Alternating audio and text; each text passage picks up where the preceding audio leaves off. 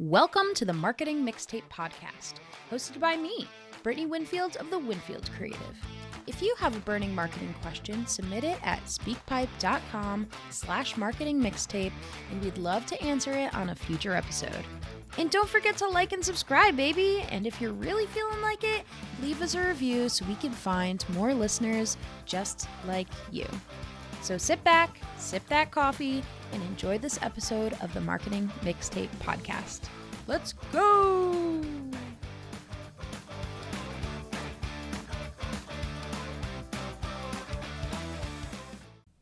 Hello, and welcome to the Marketing Mixtape Podcast. My name's Brittany Winfield. I'm the owner of The Winfield Creative and your go-to social media strategist for business owners and nonprofits in Vermont. And in this episode, we're going to be talking about what makes people feel drawn to engage with your content and the psychology behind social media. Because when we have a baseline understanding about consumer behavior, then we're able to make smarter content decisions that makes your content scroll stopping. Effective social media engagement, it taps into the psyche. You know, we all are humans that are trying to connect with one another. And at its core, social media is about human connection. And when we have a brand that creates more meaningful connections and connects with their audiences, we foster long-term loyalty and build community, which is the whole point of social media. At its core, social media is about human connection. I'll keep saying it because even when the Facebook back in 2004 was created, it was created with the intention that humans would connect with each other after, seeing each other at frat parties at Harvard on the weekends. But still, it's about human connection. That's what you're trying to do with your audience. You're trying to connect with them in order to create leads for your business. The platforms like Instagram, Facebook, YouTube, LinkedIn, wherever we're posting from, they're trying to make human connection so that way they keep users on the app. It's a place for self-expression. It's a place for forming relationships, and it's a place for forming and building your community. So it's important to understand what makes people want to engage with us. But what exactly drives people to want to comment, to want to share your post, or to like what you have to say? Well, we're going to be talking about a few key psychological factors that explain why people will engage with your social media content, so that way you can use this to your advantage to boost your engagement. Baseline, the algorithm looks at your engagement rate in order to decide who globally, which creators get their content pushed out further. So it's important to have that as a KPI, a key performance indicator, and know what your engagement rate is, but also have a plan to increase it. And we're going to do that. So let's get into it.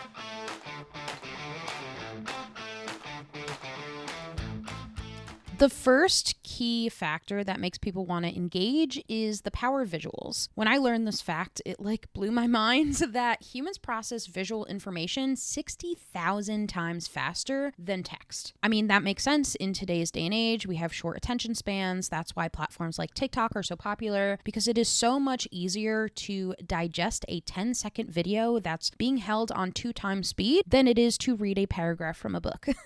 Unfortunately, I'm still one of those book lovers out there, but unfortunately that's the world we live in now. But we can use this to our advantage when thinking about how do I want to present this information, your content, thinking about how do you create more eye-catching photos, videos, graphics that grab attention, and more importantly, evoke emotional responses. I'll give you a quick example. So if I were to create a post that is about Metricool and the tool that I use for scheduling social media posts, if I were to just put a picture up on Instagram of, let's say, Metricool's homepage and did a caption that was like, I love using Metricool. It's my scheduler for the Winfield Creative. It's great. That's, a post is a post, but there is a different way of doing it where instead, if I created a visual that is a reel of me talking at the camera and it's saying, my life changed when I invested in this platform as a social media manager. That is grabbing attention. It's also including my personality in that video. I can add a song in order to evoke that emotion and maybe a high BPM that gets people on the more excited end of the emotional scale.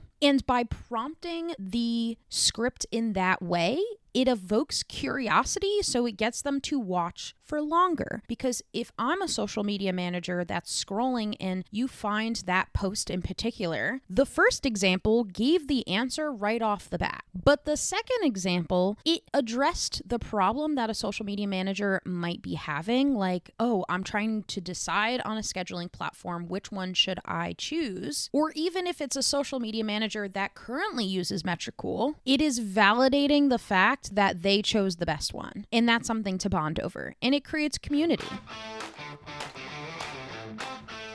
By creating and sharing content that resonates with people, that resonates with your audience on a deeper emotional level, it will increase the likelihood that they will share and interact your profile and share and interact your content. So taking from brands that invest in high quality visuals, they see higher levels of engagement from their audience. Now, as smaller business owners, that may not always be in our wallet's best interest in order to invest all the time in high quality videography and photography. And we're not saying that. You don't need to hire a professional every single week just to have high quality visuals. But I challenge you to think about, if you have an idea for a post, what might be a different way to present the information that just takes it a half step higher and enhances the power of the visualizations. I know in my personal brand, I sometimes turn up the saturation of the colors of the photo. It's something I like to do, especially if I'm taking a photo like me along the mountains, like overlooking a beautiful mountain range. It catches the sky. It just turns up the visuals a little bit more. Not oversaturated, but it does make the photo just stand out a little bit more on the grid. So even something as simple as, okay, how can I maybe edit my photo just slightly by bringing up the brightness, playing with the contrast a little bit, and turning up the vibrance just a few notches, so that way it takes my photo to the next level. The second psychological factor to consider is the human need for validation. And as a validation girly who literally craves it every single day, this is true. Yes, social media is great for expressing yourself and, putting yourself out there, but social media is also social. It provides people with a platform to connect with others in a way that humans just fundamentally need. Think about if you were to comment on your favorite celebrity, like think of your favorite celebrity and you go and comment on their most recent photos saying like, hey, I saw you in the season of the TV show, like you did amazing, and the celebrity comments back. That is what we call instant gratification theory, where you basically get like a hit of dopamine, like a real quick pop of happiness, because somebody that you feel connected to, that is in your community, is responding back to you. And that makes you excited. So brands that follow that same strategy and who respond to followers and show appreciation in the comment section, and they tap into this need for validation and connection. This creates what we call a feedback loop and encourages future interaction. So especially in your comment section and other people's comment section, thinking about how can you ask questions or validate the emotion that that person that posted the content is talking about in the content. It's not a place to sell. It is just a place to show that your brand can relate to this person, because relatability is a valid reason why people interact with others. And especially if this holds true to your brand values and shows that your brand values are in alignment with this audience member. So that's why outbound engagement is so important. This is two-way interactive engagement, not just waiting for the likes and the comments and the shares to roll in, but to take the time. And if you know me, you know that I say don't spend more than 15 minutes at a time doing this. Go find accounts to slide into their comment section and ask them a question or comment in a relatable way. If you feel drawn to it, like don't just comment for the sake of commenting, but if a post speaks to you, then show up for that person and say, yeah, this really spoke to me and here's why. Because this will show that person that not only do you hear them, you see them, but you also are meeting them where they're at, and your brand becomes more humanized because of it.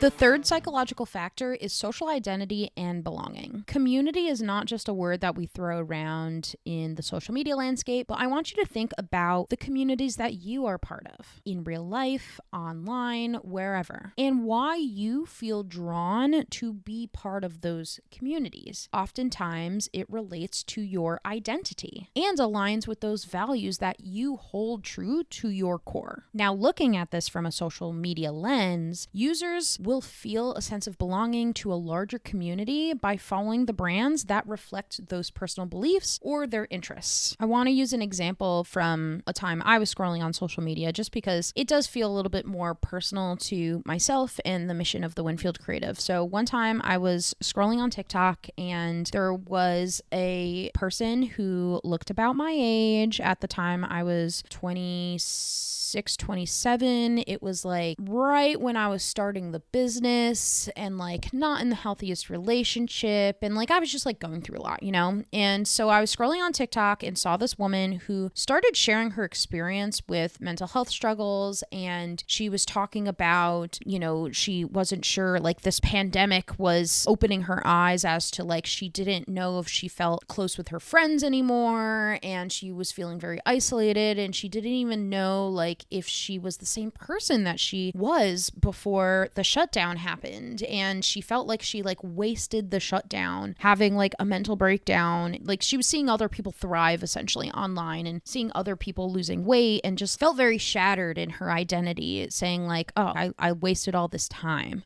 And now I'm coming out of this. I'm just like not happy, even though nothing has changed than before lockdown happens. Like I have the same relationship. I have the same living situation. I have the same, basically there was so much sameness, and it was causing her to really struggle with her mental health. And at this time I was very much in the same situation where I was stuck in the same job that I hated. Like I was maybe thinking about starting a business. I was in a relationship that I would just like was not serving me. And it made me stop because I shared that same sense of identity and I felt like I was in a safe space and belonged in a space. And I still follow her to this day. I still felt like I was being heard and I was being seen, and taking this as a lesson as to why sometimes vulnerability really like it speaks to people. And I'm not just saying like getting you more views and stuff like that. Like, yeah, that comes with it, but creating a high quality sense of connection, that will only come when we are being our true selves. And I think even more so in this time where we're seeing this like rise of AI and everybody's just doing like AI generated captions, it's even more important to lean on that because people again are craving that connection. They're craving validation. And so I recommend, you know, thinking about how can you maybe incorporate some vulnerability, some stories. It's an opportunity to have people feel connected to you and maybe swap advice or even help them be better prepared when encountering this type of thing in the future. Brands having a clear mission, having a clear purpose, having a culture that's relevant to the audience that they are trying to help and problem solve for often see higher rates of engagement. And especially if they're creating content that speaks to that audience and their identities, and it just strengthens connections in a way that it replicates these real world friendships that we've developed. I think back to,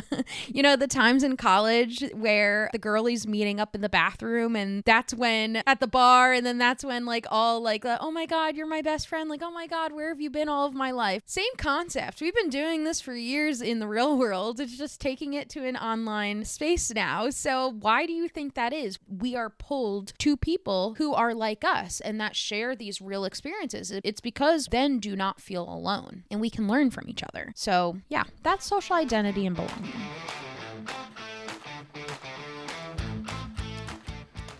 Okay, the next psychological factor is something that it was a term that was more popular a few years ago, but it's still relevant to this day, and it's a piece of psychological emotion that I still play on in my content, and it's the fear of missing out. So FOMO is very much real, and if you don't know what that means, that is basically highlighting the greatness of your product, your service, so that way people feel like they be missed out on what you are sharing as far as content. This could be a powerful motivator behind social media engagement, especially when people don't want to miss out on the latest trends. They don't want to miss out on conversations being had or events like conferences or different things you do on the weekend, so to speak. So people want to be seen as worthy by their peers, which is more, not that they're not worthy, but that's just how people want to feel. They want to feel like they matter and they are craving that social validation. Like that's kind of been like the key indicator throughout this whole episode. So by creating content as a brand that creates this FOMO, they're creating a sense of urgency without really putting too much panic on the language. So this is especially true for limited time offers. This is true for exclusive content, any timely campaigns that have deadlines. FOMO and the fear of missing out pushes people to engage quickly, which is why it's a little bit different than the other key indicators that we've been talking about. So you might want to think about, when appropriate, how to incorporate some of that language. So we only have 6 spots available. That's pretty, like, not as much like a hitting the panic button fully type of way of putting pressure on the call to action, but also it ensures that you stay relevant and in the loop. So urgency can be a psychological selling tactic that drives up sales. I just always preface to use it sparingly. Use it for these campaigns that are very ticket heavy and sales heavy rather than an everyday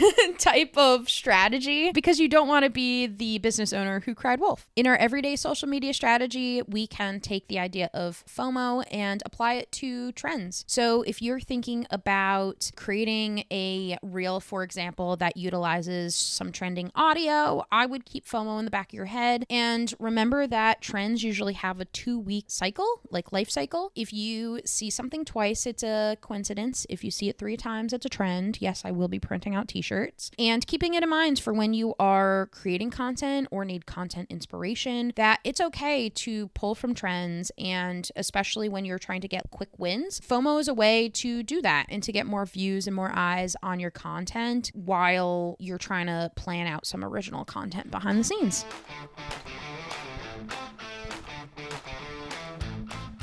The 5th psychological factor is reciprocity, which reciprocity is a fundamental principle of human behavior. It basically says when somebody engages with a user's content, the user is more likely to reciprocate by engaging in their content in return. So same concept goes for brands. When you engage with a user's post by liking, commenting, sharing, the user who you're commenting on their post will often reciprocate by interacting with your content in return. And this helps put your brand on the user's radar as a personal and responsive company. And when we are personal and we're responsive, it essentially equates to trustworthy customer service, or at least the idea that this brand is more approachable. It doesn't feel like they're on a high horse at all, like they're coming down to our level essentially and interacting just on a human to human level. So it takes this idea of, the brand and humanizes it. And we've said this in a variety of different ways throughout this episode, but it is important to remember that social media is a 2-word phrase. Social media. Remember, at its core, social media is all about human connection, and we can't have that if we don't have those social pieces. So by prioritizing 2-way communication and actively engaging with your audience, you build stronger relationships that result in higher engagement rates. So if you are a business that is struggling because you only have 500 followers and you're like, I'm pushing out media, why is nothing moving? Like, why is the needle not growing? That's why. That is the key that you are missing. And by doing this and putting it into practice, you are leaning into what we call the dopamine effect. I know I talked about it a little bit. Social media is designed to keep us returning for more. And that's because it's constantly triggering dopamine releases into our brains. That's why TikTok, it's really easy to go down a rabbit hole and just like scroll for 3 hours. It's because this reward chemical, as it's called, it it gives us a sense of pleasure, or at least a false sense of pleasure and accomplishment with every notification that we get, every like that we get, every comment that we get. It triggers this small rush of the neurotransmitter. This psychological response is why people habitually check their feeds, that check their notifications, and they're hoping that it increases. Having that outbound engagement, that reciprocity, you are also triggering these dopamine releases for the person you are engaging with. And this is what we call instant gratification theory. You are getting instant gratification, not just long-term gratification, which the long-term gratification comes from this community building. So that way your audiences are excited to hear from you. But instant gratification theory is how we can grow that platform and get people to engage with your content. So let's just say hypothetically you comment on your favorite celebrity's post and they comment in response. Imagine how excited and how much more connected you would feel to that person. The same concept applies when your brand replies and engages with the content of others. So you, as the person running your social media account, can capitalize on this human behavior by creating interactive content. So in the form of Instagram stories and engaging type of questions and asking those in the comments or in the captions, you can ask them questions, you can create polls, you can link them to a quiz, I don't know, whatever it looks like for your business. You can start to create this happy chemical for your audience that essentially makes them excited to interact with you. And last but not least, we have the influence of social proof. So social proof, if you do not know what that is, it's a psychological phenomenon where essentially the individual copies the actions of others to determine what is the quote unquote right way to behave in a particular situation. So when people see that others are engaging with a piece of content, the mere fact alone can influence them to also engage. If you see that a creator that you've been following has a flood of comments, you feel more inclined to hop on that bandwagon, and it's giving social proof, more global proof, that that creator holds more worth in credibility. In the social media world, this also takes on the form of following trends and engaging with already popular content. It shows that that content is worth attention and adds value to the brand's content. Your brand can harness social proof by showcasing user-generated content, testimonials, case studies to encourage further engagement.